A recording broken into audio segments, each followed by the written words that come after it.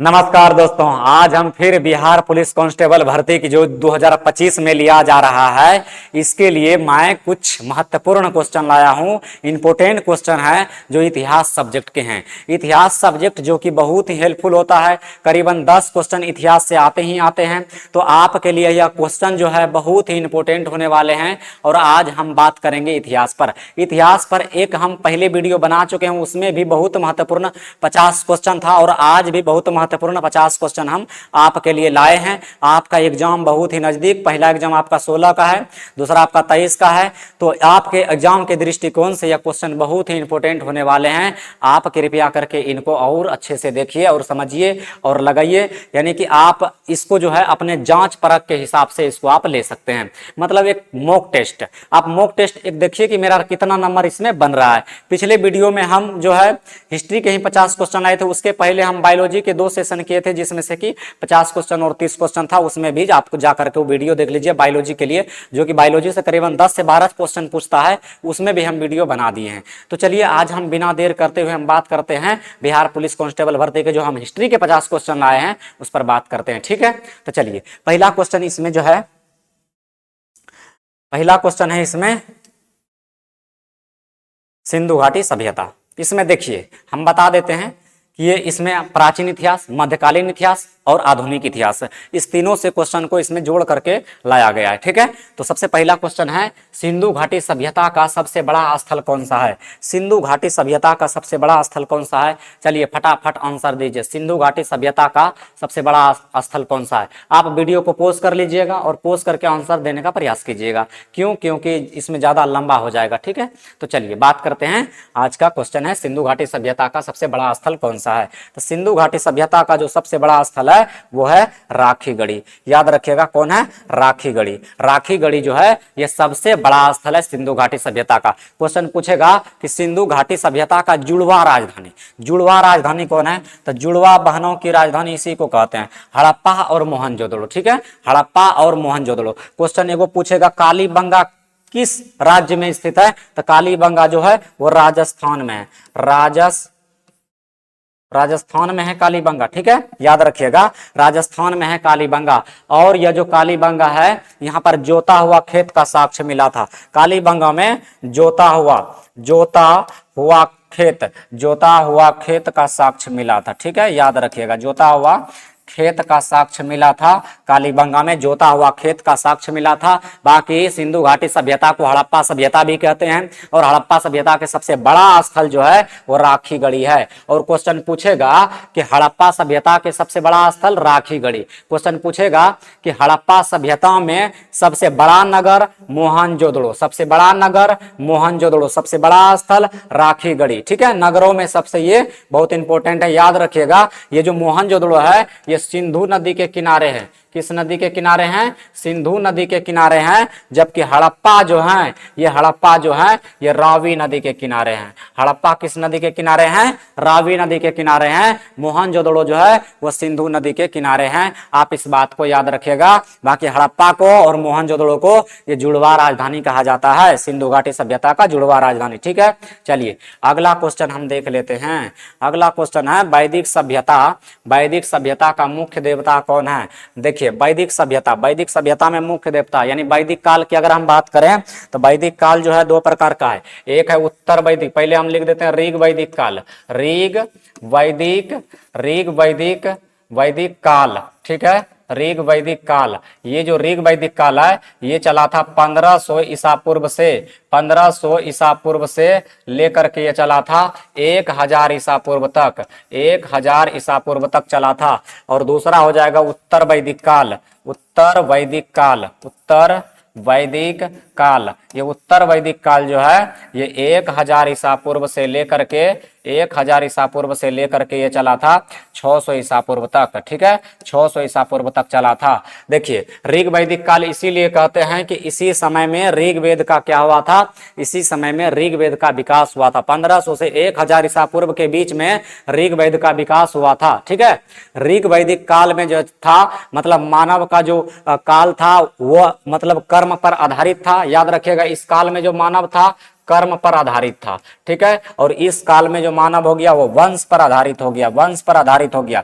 पहले समय था क्या, राजा का राजा, राजा का बेटा जो है राजा बनेगा, इसका मतलब ये समझिए उस समय में कुछ ऐसा था। लेकिन उत्तर वैदिक काल में यही चीज बदल गया और यहाँ पर कर्म को सबसे ज्यादा महत्व दिया गया, यहाँ पर वंश को महत्व दिया गया। इसका मतलब कोई आदमी अगर मान लीजिए कि ब्राह्मण कुल में जन्म लेता है तो अपना कर्म यानी कि कर्म बदल करके वह दूसरा चीज बन सकता है। जैसे हम बता देते हैं कि अगर मैं ब्राह्मण हूं, मैं चाहता हूं कि क्षत्रिय बने, तो मेरा कर्म क्या होना चाहिए, युद्ध करना होना चाहिए। तो हमें युद्ध करना आना चाहिए, तो हम क्या बन जाएंगे, क्षत्रिय बन जाएंगे। यानी यहाँ पर जो व्यक्तियों का जीवन था वह कर्म पर आधारित था, वर्ण व्यवस्था यहाँ पर जो था कर्म पर आधारित है, और ये वर्ण व्यवस्था जो है वंश पर आधारित है। ये अभी भी चल रहा है, उत्तर वैदिक काल ही समझो कि अभी चल रहा है, ठीक है। तो आप इस क्वेश्चन को समझे होंगे। और इसमें जो है वैदिक सभ्यता का मुख्य देवता कौन है, तो याद रखिएगा इंद्र। कौन है, इंद्र, इंद्र है, ठीक है। चलिए उसके बाद है क्वेश्चन नंबर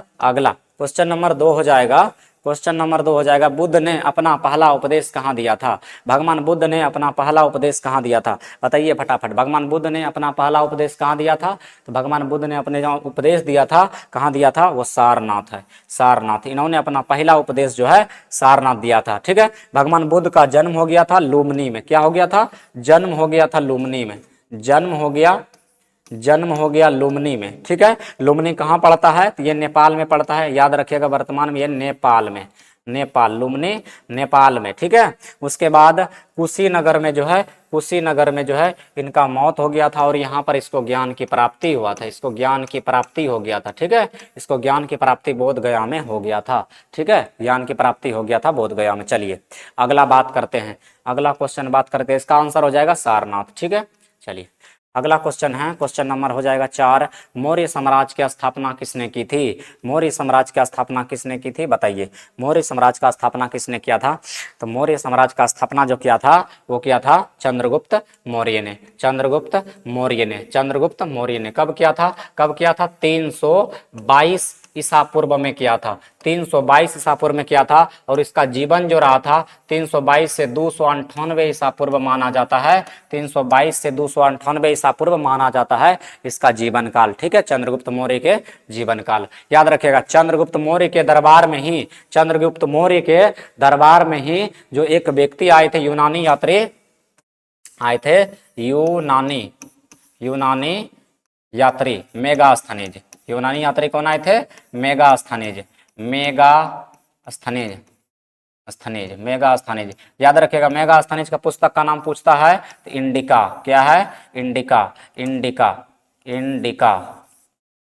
ठीक है। इंडिका में किसकी जानकारी मिलती है, तो मौर्य वंश की, मौर्य वंश का जानकारी मिलता है। इंडिका में जो है मौर्य वंश का जानकारी मिलता है। आपको हम बताते चल रहे हैं, आप बढ़िया से इन चीजों के ऊपर भी थोड़ा सा ध्यान दीजिएगा। तो मौर्य साम्राज्य का संस्थापक हो गया चंद्रगुप्त मौर्य। कब इसने स्थापना किया था, 322 ईस्वी में, ठीक है, सॉरी 322 ईसा पूर्व में। कब तक इसका शासन रहा, 298 ईसा पूर्व तक, ठीक है। उसके बाद इसी के दरबार में जो है यूनानी यात्री आया था मेगास्थनीज, यूनानी यात्री आया था मेगास्थनीज। और मेगास्थनीज का पुस्तक का नाम होता है इंडिका, ठीक है। और इंडिका पुस्तक में किसका विवरण है, तो मौर्य वंश का विवरण है। याद रखिएगा ये सेल्यूकस निकेटर का राजदूत था। ये क्या था, राजदूत था, राजदूत। किसका राजदूत था, सेल्यूकस निकेटर का राजदूत था, सेल्यूकस निकेटर का राजदूत था। इसको आप याद रख लीजिएगा, सेल्यूकस निकेटर का ये राजदूत था, ठीक है। चलिए अगला क्वेश्चन करते हैं। अगला क्वेश्चन हो जाएगा क्वेश्चन नंबर 5। क्वेश्चन नंबर 5 क्या कहता है, अशोक ने कलिंग युद्ध के बाद कौन सा धर्म अपना लिया, बताइए। अशोक ने कलिंग युद्ध के बाद कौन सा धर्म अपना लिया, अशोक ने कलिंग युद्ध के बाद जो धर्म अपना लिया, बताइए फटाफट, कौन सा धर्म अपना लिया, तो याद रखिएगा बौद्ध धर्म अपना लिया। कौन धर्म अपना लिया, बौद्ध धर्म अपना लिया, बौद्ध धर्म, ठीक है। अशोक ने कलिंग युद्ध के बाद कौन सा धर्म अपना लिया, बौद्ध धर्म। याद रखिएगा अशोक का जो ये कलिंग युद्ध हुआ था, ये कलिंग युद्ध हुआ था, कब हुआ था, 261 ईसा पूर्व में हुआ था, 261 ईसा पूर्व में कलिंग युद्ध हुआ था। बोलेगा कलिंग जो है कहाँ है वर्तमान में, उड़ीसा में। कहाँ है, उड़ीसा में। कलिंग कहाँ है, उड़ीसा में है, ठीक है। चलिए इतना बात हम आपको बता दिए जो कि परीक्षा के दृष्टिकोण से इंपोर्टेंट है। चलिए अगला क्वेश्चन देखते हैं। अगला क्वेश्चन अगला क्वेश्चन जो है कहता है नालंदा विश्वविद्यालय की स्थापना किसने किया था। नालंदा विश्वविद्यालय का स्थापना किसने किया था। नालंदा विश्वविद्यालय का स्थापना किसने किया था, तो याद रखिएगा नालंदा विश्वविद्यालय का जो स्थापना है वो किया था कुमारगुप्त ने। किसने किया था, कुमारगुप्त ने किया था। कुमारगुप्त, याद रखिएगा ऑप्शन नंबर सी हो जाएगा कुमारगुप्त। कुमारगुप्त ने नालंदा विश्वविद्यालय का स्थापना किया था, ठीक है, याद रखिएगा। उसके बाद जो है ये समुद्रगुप्त है। समुद्रगुप्त, इसे भारत का नेपोलियन भी कहते हैं। भारत का नेपोलियन कहते हैं, नेपोलियन, याद रखिए भारत का नेपोलियन हो जाएगा समुद्रगुप्त। आप लोग बताइए यूरोप का नेपोलियन कौन है, कमेंट बॉक्स में जल्दी सुना बताइए यूरोप का नेपोलियन कौन है। चलिए अगला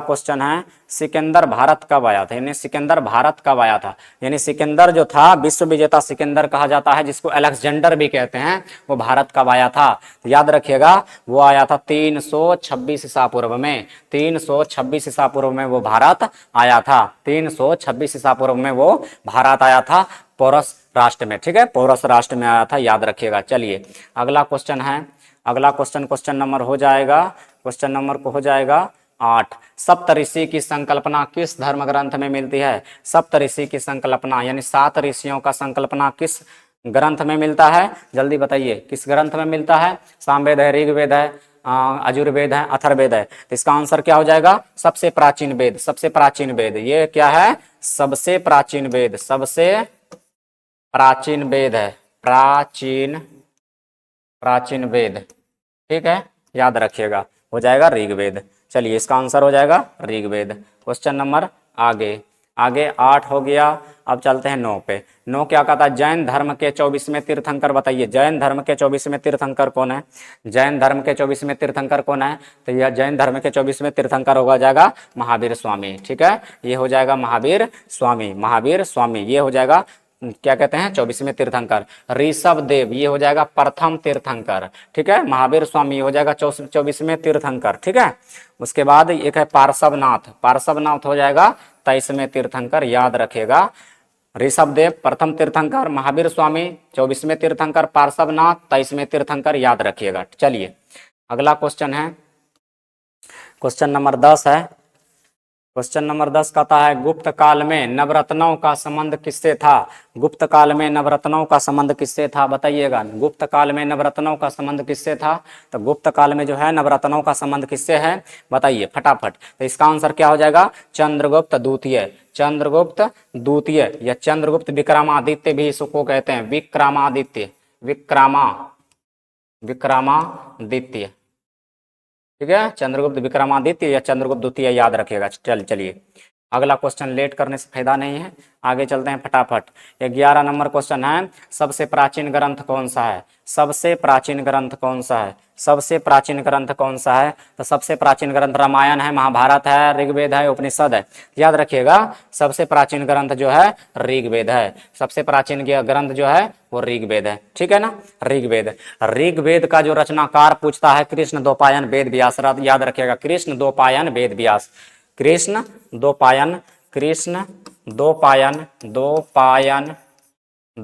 वेद व्यास, ठीक है, वेद व्यास, याद रखेगा कृष्ण द्वैपायन वेद व्यास, ये ऋग्वेद का रचनाकार माना जाता है, ठीक है। चलिए उसके बाद याद रखिएगा महाभारत का जो रचनाकार है, महाभारत का रचनाकार महर्षि वेद व्यास है, वेद व्यास, महाभारत का रचनाकार हो जाएगा वेद व्यास, ठीक है। उसके बाद रामायण का रचनाकार जो हो जाएगा ये हो जाएगा महर्षि वाल्मीकि। कौन हो जाएगा, वाल्मीकि,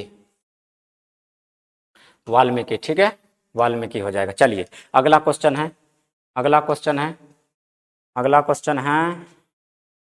12 क्या कहता है, हड़प्पा सभ्यता में लोग किस धातु का ज्ञान नहीं था। हड़प्पा सभ्यता में लोगों को किस धातु का ज्ञान नहीं था बताइएगा। हड़प्पा सभ्यता में लोगों को किस धातु का ज्ञान नहीं था, हड़प्पा सभ्यता में लोगों को किस धातु का ज्ञान नहीं था, तो किस धातु का ज्ञान नहीं था, लोहा का इसको ज्ञान नहीं था। बहुत इंपॉर्टेंट क्वेश्चन है, इसको लोहा का ज्ञान नहीं था। हड़प्पा वासी को किस धातु का ज्ञान नहीं था, तो लोहा का ज्ञान नहीं था, ठीक है। चलिए अगला क्वेश्चन है अगला क्वेश्चन हो जाएगा क्वेश्चन नंबर 13। कहता है भगवान बुद्ध का जन्म कहाँ हुआ था? भगवान बुद्ध का जन्म कहाँ हुआ था? कहाँ हुआ था? जल्दी बताइए, भगवान बुद्ध का जन्म कहाँ हुआ था? भगवान बुद्ध का जन्म कहाँ हो गया था? तो भगवान बुद्ध का जन्म जो है, भगवान बुद्ध का जन्म लुम्बिनी नेपाल, कहाँ पर? लुम्बिनी नेपाल में हो गया था। लुम्बिनी नेपाल में हो गया था, ठीक है, लुम्बिनी नेपाल में। इसको ज्ञान की प्राप्ति कहाँ हुआ था? ज्ञान की प्राप्ति हो गया था बोध गया में। कहाँ पर? बोध गया में इसको ज्ञान की प्राप्ति हो गया था, ठीक है। चलिए अगला क्वेश्चन जो है क्वेश्चन नंबर 14 है, जैन धर्म में त्रिरत्न में कौन कौन से तत्व आते हैं? जैन धर्म में त्रिरत्न में कौन कौन से तत्व आते हैं? बताइएगा, जैन धर्म के त्रिरत्न में कौन कौन से तत्व आते हैं? तो याद रखिएगा, इसमें सम्यक ज्ञान, सम्यक दर्शन, सम्यक आचरण।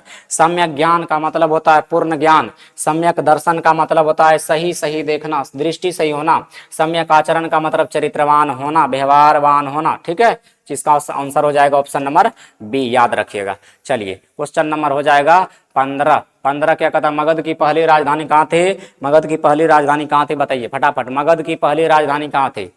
तो मगध की पहली राजधानी कहाँ थी? तो याद रखिएगा राजगिरी। कहाँ थी? राजगिरी। मगध की पहली राजधानी राजगिरी। और दूसरा पूछेगा था पाटलिपुत्र, ये दूसरा राजधानी था, पहला राजधानी इसका राजगिरी ही था। मतलब राजगीर को राजगिरी को अभी राजगीर भी कहते हैं, ठीक है। चलिए उसके बाद क्वेश्चन नंबर 16 हो जाएगा। क्वेश्चन नंबर 16 हो जाएगा। क्वेश्चन 16 क्या कहता है? 16 कहता है सम्राट अशोक का नाम कहाँ से मिला था? किस शिलालेख से, किस अभिलेख से सम्राट अशोक का नाम मिला था? किस शिलालेख से मिला था? याद रखिएगा, तो यह मास्की लेख जो है, मास्की अभिलेख, तो मास्की अभिलेख से सम्राट अशोक का नाम मिला था। मास्की अभिलेख से सम्राट अशोक का नाम मिला था। कहाँ से मिला था? मास्की अभिलेख से सम्राट अशोक का नाम मिला था, ठीक है। चलिए अगला क्वेश्चन जो है, अगला क्वेश्चन हो जाएगा, अगला क्वेश्चन क्या हो जाएगा? अगला क्वेश्चन हो जाएगा 17। 17 कहता है बिंबिसार किस वंश का शासक था? बिंबिसार किस वंश का शासक था? तो बिंबिसार जो है कौन सा वंश का था? हर्यक वंश का। बिंबिसार हर्यक वंश का। हर्यक वंश में 3 शासक हुआ। कौन शासक हुआ? 3 शासक हुआ। पहला हो गया बिंबिसार, दूसरा नाम ले लेते हैं हम अजाद शत्रु, अजाद शत्रु, ठीक है, और तीसरा नाम ले लेते हैं उदायीन, उदायीन, याद रखिएगा, ठीक है। पहला बिंबिसार, दूसरा अजात शत्रु, तीसरा उदायीन। इसमें 3 राजा हुआ और तीनों का नाम आप याद रखिए। अजात शत्रु के समय में ही प्रथम बौद्ध संगीति हुई थी। अजात शत्रु के समय में प्रथम बौद्ध संगीति हुई थी, प्रथम बौद्ध संगीति हुई थी, ये बात आप याद रखिएगा, प्रथम बौद्ध संगीति, ठीक है, तो इसको आप याद रखिएगा। बाकी चलते हैं अगला क्वेश्चन पे। अगला 17 नंबर हो गया 18। 18 क्या कहता है? भगवान बुद्ध का महापरिनिर्वाण कहाँ हुआ था? भगवान बुद्ध को महापरिनिर्वाण, यानी भगवान बुद्ध महापरिनिर्वाण, मोक्ष की प्राप्ति उसको कहाँ पर हो गया था? भगवान बुद्ध कहाँ पर उसका डेथ हो गया था? तो याद रखिएगा कुशीनगर में। कहाँ पर? कुशीनगर में उसको जाकर के महापरिनिर्वाण यानी उसका डेथ हो गया था, ठीक है। चलिए अगला क्वेश्चन है, अगला क्वेश्चन है, अगला क्वेश्चन है, अगला क्वेश्चन है, इलाहाबाद स्तंभ लेख किसका है? इलाहाबाद स्तंभ लेख किसका है? इलाहाबाद स्तंभ लेख किसका है? इलाहाबाद स्तंभ लेख किसका है? जल्दी बताइएगा, इलाहाबाद स्तंभ लेख किसका है? तो ये है समुद्रगुप्त का। किसका है? समुद्रगुप्त का। इलाहाबाद स्तंभ लेख समुद्रगुप्त का। इसको भारत का नेपोलियन भी कहते हैं, याद रखिएगा। चलिए अगला क्वेश्चन 20 नंबर क्या कहता है? 20 कहता है सुदर्शन झील का निर्माण किसने करवाया था? सुदर्शन झील का निर्माण किसने करवाया था? सुदर्शन झील का निर्माण किसने करवाया था? याद रखिएगा चंद्रगुप्त मौर्य, चंद्रगुप्त मौर्य। सुदर्शन झील का निर्माण किसने करवाया था? चंद्रगुप्त मौर्य ने, चंद्रगुप्त मौर्य ने। चलिए अगला क्वेश्चन हो जाएगा क्वेश्चन नंबर 21। 21 कहता है दिल्ली सल्तनत की स्थापना किसने किया था? दिल्ली सल्तनत की स्थापना किसने किया था? दिल्ली सल्तनत की स्थापना किसने किया था? याद रखिएगा, बताइए। अलाउद्दीन खिलजी, कुतुबुद्दीन ऐबक, इल्तुतमिश, बलबन है। याद रखिएगा इसका आंसर हो जाएगा कुतुबुद्दीन ऐबक का। 1206 में, याद रखिएगा 1206 में कुतुबुद्दीन ऐबक ने दिल्ली सल्तनत की स्थापना किया था। 1206 में कुतुबुद्दीन ऐबक ने। ऑप्शन नंबर बी हो जाएगा। क्वेश्चन नंबर 22 क्या कहता है? 22 कहता है खिलजी वंश का सबसे प्रसिद्ध शासक कौन था? खिलजी वंश का सबसे प्रसिद्ध शासक कौन था? तो बताइए, खिलजी वंश का सबसे प्रसिद्ध शासक जो था वो अलाउद्दीन खिलजी था। कौन था? अलाउद्दीन खिलजी, अलाउद्दीन खिलजी, याद रखिएगा अलाउद्दीन खिलजी। चलिए अगला क्वेश्चन है क्वेश्चन नंबर 22 हो गया 23। 23 कहता है विजयनगर साम्राज्य, विजयनगर साम्राज्य की स्थापना कब हुआ था? विजयनगर साम्राज्य का स्थापना कब हुआ था बताइए? विजयनगर साम्राज्य का स्थापना कब हुआ था? तो विजयनगर साम्राज्य का जो स्थापना हो गया था वो 1336 में हो गया था। कब हो गया था? 1336 में हो गया था। 1336 में विजयनगर साम्राज्य का स्थापना 1336, याद रखिए। चलिए उसके बाद अगला क्वेश्चन है 24 नंबर, बाबर भारत में कब आया? बाबर भारत में कब आया? बाबर भारत में कब आया था? जल्दी बताइएगा। बाबर जो आया था भारत में कब आया था? याद रखिए 1526। 1526 में ही इनका लड़ाई हुआ था, पानीपत का प्रथम युद्ध। कौन युद्ध? पानीपत का प्रथम युद्ध 1526। पानीपत का प्रथम युद्ध 1526। 1526 पानीपत का प्रथम युद्ध, पानीपत का प्रथम युद्ध 1526 में बाबर उसी समय आया था भारत। ठीक है, चलिए उसके बाद जो है अगला क्वेश्चन याद रखिएगा। अगला क्वेश्चन है अकबर ने दीन ए इलाही धर्म कब शुरू किया? अकबर ने दीन ए इलाही शब्द कब शुरू किया? दीन ए इलाही धर्म कब शुरू किया? अकबर ने दीन ए इलाही शब्द कब शुरू किया? तो देखिए भैया इसमें आंसर जो है थोड़ा सा मिस्टेक हो गया है। ठीक है, इसका आंसर इसमें नहीं है। क्या हो जाएगा इसका आंसर? 1582। 1582 इसका हो जाएगा आंसर। 1582, 6 जून 1582। ठीक है, 6 जून 1582 इसका आंसर हो जाएगा, याद रखिएगा, इसमें ऑप्शन नहीं है। चलिए अगला क्वेश्चन जो है, अगला क्वेश्चन क्या हो जाएगा? क्वेश्चन नंबर हो जाएगा 26। 26 कहता है शिवाजी का राज्य अभिषेक कब हुआ था? वही शिवाजी महाराज जिसको हम लोग कहते हैं, राज्य अभिषेक कब हुआ था? शिवाजी महाराज का राज्य अभिषेक कब हुआ था? तो शिवाजी महाराज का राज्य अभिषेक जो हुआ था 1674 में हो गया था। 1674 में हो गया था। ऑप्शन नंबर बी हो जाएगा, ऑप्शन नंबर बी हो जाएगा। चलिए अगला क्वेश्चन जो है, अगला क्वेश्चन है क्वेश्चन नंबर 27। कहता है मुगल साम्राज्य की नींव किसने रखी? मुगल साम्राज्य की नींव किसने रखी? मुगल साम्राज्य की नींव किसने रखी? तो बाबर ने। किसने रखा? मुगल साम्राज्य का जो भारत में स्थापना किया किसने किया? बाबर ने। किसने किया? बाबर ने। कब किया? 1526 में किया। कब किया?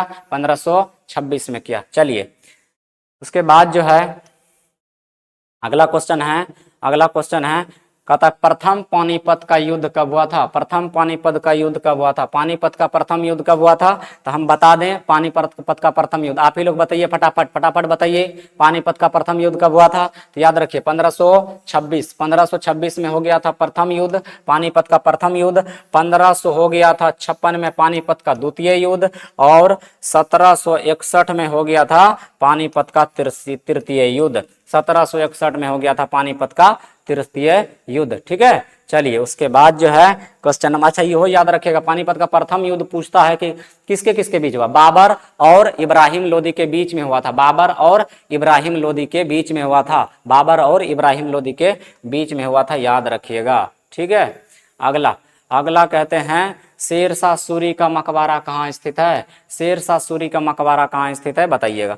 शेरशाह सूरी का जो मकबरा है वो कहाँ स्थित है? तो शेरशाह सूरी का मकबरा जो है वह है सासाराम में। कहाँ है? सासाराम में। शेरशाह सूरी का मकबरा कहाँ है? सासाराम में। ठीक है, चलिए अगला क्वेश्चन नंबर 30 हो जाएगा। कहता नवरत्न किसके दरबार में थे? नवरत्न किसके दरबार में थे? नवरत्न मतलब था उसमें 9 गो कवि थे, और 9 गो कवि किसके दरबार में थे? तो याद रखिएगा इसका आंसर हो जाएगा अकबर के दरबार में थे। किसके दरबार में थे? अकबर के दरबार में थे। अकबर के दरबार में थे। चलिए अगला क्वेश्चन नंबर 31 हो जाएगा। 31 कहता है कबीर किस भक्ति संप्रदाय से जुड़े थे? कबीर दास जो थे किस भक्ति संप्रदाय से जुड़े थे? सगुण भक्ति है, निर्गुण भक्ति है, रामानंदी है, वल्लभाचार्य है? जल्दी बताइएगा, इसका आंसर क्या हो जाएगा? कबीर जो है वह निर्गुण भक्ति से जुड़ा हुआ था। कबीर निर्गुण भक्ति से जुड़ा हुआ था। चलिए अगला 32 नंबर क्वेश्चन है, अकबर के नवरत्नों में कौन संगीतज्ञ था? अकबर के नवरत्नों में कौन संगीतज्ञ था? तो अकबर के नवरत्नों में कौन संगीतज्ञ था? तो याद रखिएगा तानसेन। कौन? तानसेन। इसका जो ऑप्शन हो जाएगा तानसेन हो जाएगा। क्या हो जाएगा? तानसेन। ठीक है, चलिए उसके बाद जो है अगला क्वेश्चन नंबर 33 है, हुमायूं नामा किसने लिखा था? हुमायूं नामा किसने लिखा था? देखिए हुमायूं नामा क्या है? बाबर नामा किसने लिखा? बाबर ने लिखा। बाबर नामा किसने लिखा? बाबर ने लिखा। हुमायूं नामा किसने लिखा? तो हुमायूं ने लिखा? बिल्कुल ऐसा नहीं है। हुमायूं नामा किसने लिखा? गुलबदन बेगम ने लिखा था। ये आत्मकथा है। क्या है? आत्मकथा। ये हुमायूं का आत्मकथा है। हुमायूं का आत्मकथा है। आत्मकथा, हुमायूं का आत्मकथा है, हुमायूं का आत्मकथा है, क्या है, हुमायूं नामा। ठीक है, किसने लिखा, गुलबदन बेगम ने। चलिए अगला क्वेश्चन है, अगला क्वेश्चन है, क्वेश्चन नंबर हो जाएगा 34। 34 कहता है भक्ति आंदोलन का प्रमुख उद्देश्य था। भक्ति आंदोलन का प्रमुख उद्देश्य क्या था? भक्ति आंदोलन का प्रमुख उद्देश्य था राजनीतिक था, समाज सुधार था, धर्म प्रचार था, ईश्वर भक्ति। याद रखिएगा जो इसमें बताया गया है वो है सामाजिक सुधार। भक्ति आंदोलन का मतलब है सामाजिक सुधार। सामाजिक सुधार मतलब कुछ हिंदुओं धर्म में कुछ गड़बड़ियां हो गई थी, उसको सुधारने के लिए समाज में भक्ति आंदोलन को चालू किया गया था, जागरूक किया गया था। चलिए अगला क्वेश्चन है, अगला 35 नंबर क्वेश्चन है। 35 नंबर क्या कहता है, बाबरनामा किस भाषा में लिखा है? बाबरनामा किस भाषा में लिखा है? तो बाबरनामा किस भाषा में लिखा है, जल्दी बताइए। फारसी, अरबी है, तुर्की है, हिंदी है? तो बाबरनामा जो है ये तुर्की भाषा में लिखा हुआ है। बाबरनामा जो है तुर्की भाषा में लिखा है, ऑप्शन नंबर सी हो जाएगा। अगला जो क्वेश्चन है, क्वेश्चन नंबर 36, प्लासी का युद्ध कब हुआ था? प्लासी का युद्ध कब हुआ था बताइए। प्लासी का युद्ध 1757, 1761, 1857, 1799। तो प्लासी का युद्ध जो है हो गया था 1757 में। 1757 में प्लासी का युद्ध हो गया था, 1757 से। एक तो और पूछता है बक्सर का युद्ध, बक्सर, बक्सर का युद्ध, बक्सर का युद्ध कब हुआ था बताइएगा। बक्सर का युद्ध कब हुआ था?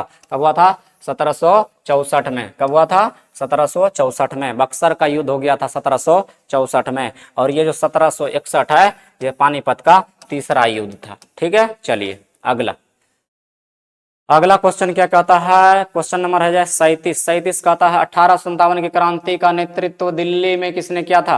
1857 के क्रांति का नेतृत्व दिल्ली में किसने किया था बताइएगा। दिल्ली में 1857 का क्रांति जो है दिल्ली में किसने किया था बताइए। 1857 का क्रांति दिल्ली में किसने किया था? दिल्ली में किसने किया था?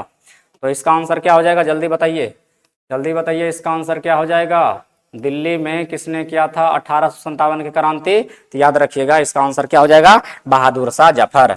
बहादुर शाह जफर, बहादुर शाह जफर, इसने दिल्ली से इन्होंने क्रांति किया था, 1857 की क्रांति। ये भी याद रखिएगा कि ये मुगल वंश का अंतिम शासक था, मुगल वंश का अंतिम शासक। ठीक है, यह पूछता है मुगल वंश का अंतिम शासक कौन था? तो बहादुर शाह जफर, बहादुर शाह जफर, बहादुर शाह जफर। याद रखिएगा कि मुगल वंश में जो शासक है पहला है बाबर, बाबर है, फिर है हुमायूं, फिर है हुमायूं, फिर है अकबर, अकबर, फिर है जहांगीर, जहांगीर, उसके बाद है शाहजहां, शाहजहां, शाहजहां है, उसके बाद है, शाहजहां के बाद है औरंगजेब, औरंगजेब, औरंगजेब। ठीक है, उसके बाद जो है बहादुर शाह जफर है,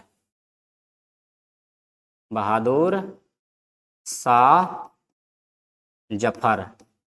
याद रखिएगा ये सबसे अंतिम शासक था बहादुर शाह जफर। और पूछ लेता औरंगजेब का मृत्यु कब हुआ था? 1707। याद रखिएगा 1707, औरंगजेब का मृत्यु 1707 याद रखिएगा। और इसका मृत्यु जो है 30 में, क्या कहता है, 1530 में हुआ था। ठीक है, 1530 में। ठीक है, याद रखिएगा। चलिए अब हम इतना बात बता दिए तो यहाँ पर हो जाएगा बहादुर शाह जफर। उसके बाद देखिए हम बता रहे हैं 1857 की क्रांति का नेतृत्व दिल्ली में किसने किया था?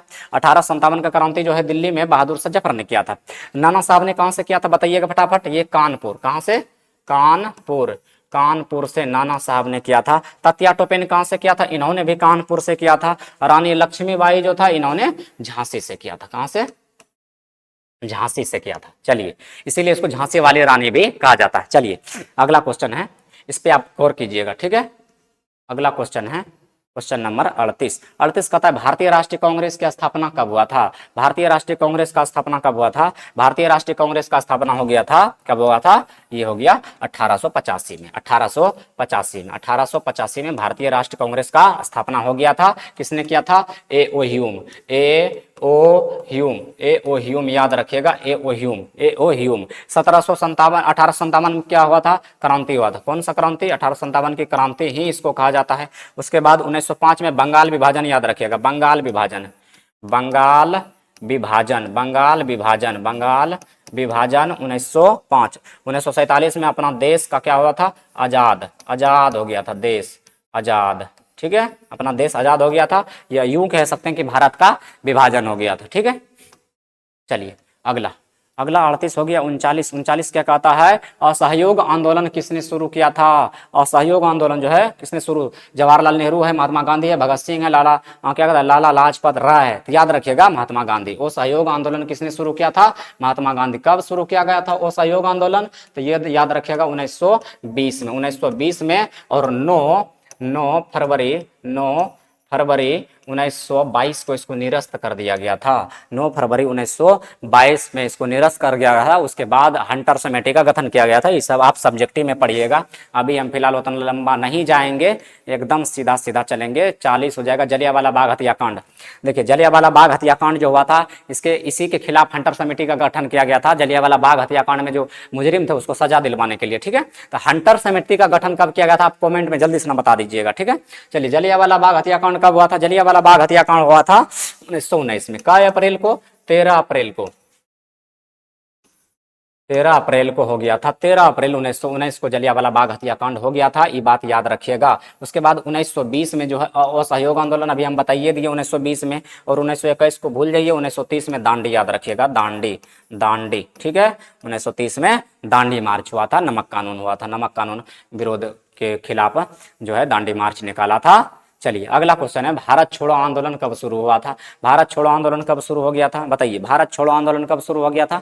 याद रखिएगा 1942 भारत छोड़ो आंदोलन याद रखिएगा 1942। बाकी 1946 में अपने संविधान सभा का प्रथम बैठक हुआ था। संविधान सभा का प्रथम बैठक जो है 1946 में हो गया था। भारत छोड़ो आंदोलन जो है अंग्रेजों के खिलाफ था, जो कि सबसे बड़ा आंदोलन में से एक था। भारत छोड़ो आंदोलन 1942 में हुआ था। चलिए अगला क्वेश्चन। अच्छा एक क्वेश्चन और याद रखिएगा, इसमें कहता है 1940 में क्या हुआ था? पाकिस्तान का मांग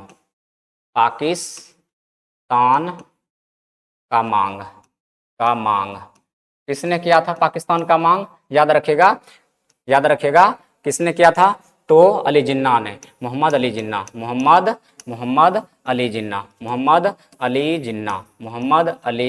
जिन्ना ने किया था।